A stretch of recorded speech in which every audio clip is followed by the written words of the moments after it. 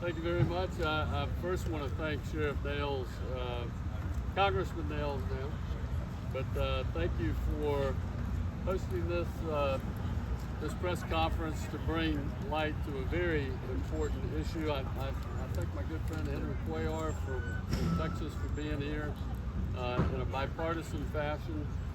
I can tell you, just between Sheriff Nails and I, we have almost 70 years of law enforcement experience. And I can tell you that law enforcement and those that are here to represent them can tell you it's always been a tough job. It's always been a tough job to wear a badge every day and go out there and protect your community. But I have to tell you, over these last few years, it has been at a level we never anticipated.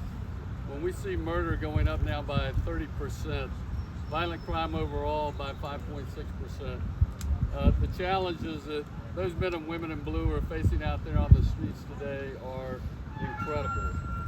And so this is the result of, I believe, the underfunding, the defunding of local law enforcement agencies across America. And let's make one thing perfectly clear. It's local and state law enforcement that really protects America's domestic security. It's state and local law enforcement. And this Public Safety Enhancement Act will provide invaluable resources and technical assistance to state and local law enforcement, especially those who are in need because of the retention hiring problems that are going on out there. In fiscal year 2021, the cops hiring, we only covered 31% of the requests that actually came in. 31%. That means 69% of the law enforcement agencies out there that needed assistance weren't getting it at the federal level.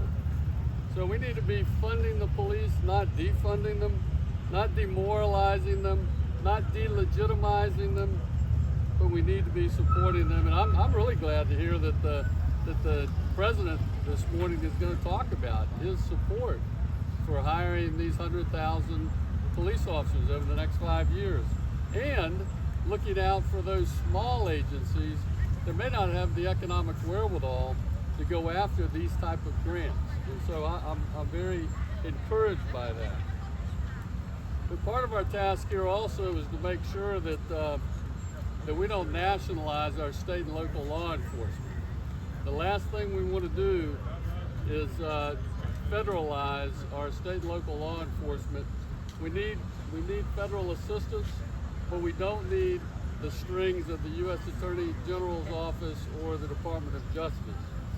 Locally elected and appointed leaders of agencies, not the U.S. Attorney General and Department of Justice, should decide what's in the best interest of our communities.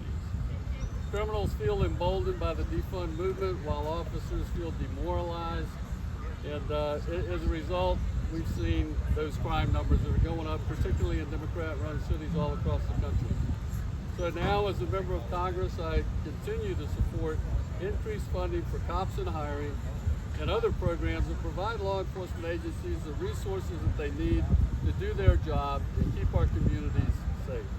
So again, I want to thank Sheriff Nails for this bill, and I'm proud to introduce the president of the Milwaukee Police Association, Andrew Wagner. Andy?